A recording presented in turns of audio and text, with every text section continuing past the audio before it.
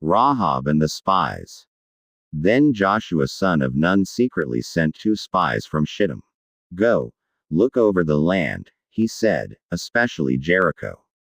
So they went and entered the house of a prostitute named Rahab and stayed there.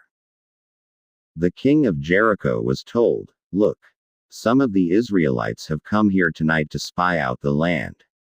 So the king of Jericho sent this message to Rahab: Bring out the men who came to you and entered your house, because they have come to spy out the whole land.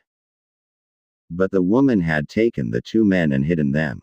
She said, Yes, the men came to me, but I did not know where they had come from. At dusk, when it was time to close the city gate, the men left.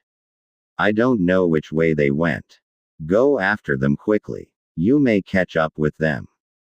But she had taken them up to the roof and hidden them under the stalks of flax she had laid out on the roof.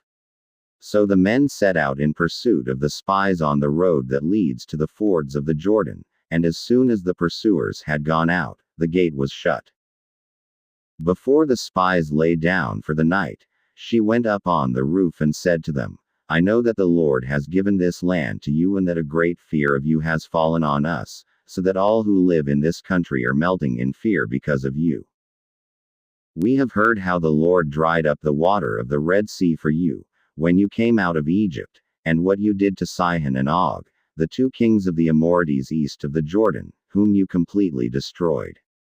When we heard of it, our hearts melted and everyone's courage failed because of you, for the Lord your God is God in heaven above and on the earth below.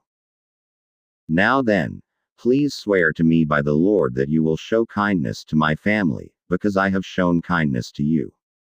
Give me a sure sign that you will spare the lives of my father and mother, my brothers and sisters, and all who belong to them, and that you will save us from death. Our lives for your lives.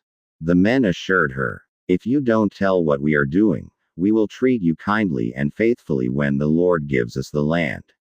So she let them down by a rope through the window, for the house she lived in was part of the city wall. Now she had said to them, Go to the hills so the pursuers will not find you. Hide yourselves there 3 days until they return, and then go on your way. The men said to her, This oath you made us swear will not be binding on us.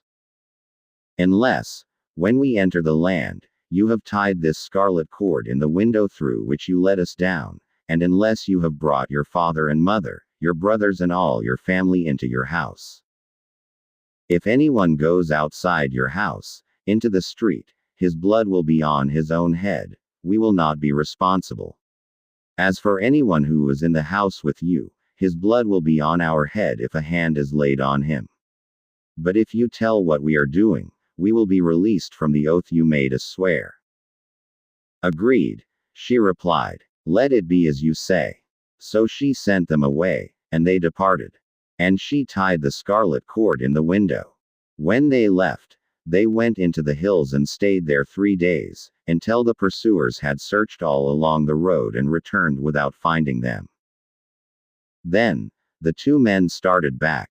They went down out of the hills, forded the river, and came to Joshua, son of Nun, and told him everything that had happened to them. They said to Joshua, The Lord has surely given the whole land into our hands. All the people are melting in fear because of us.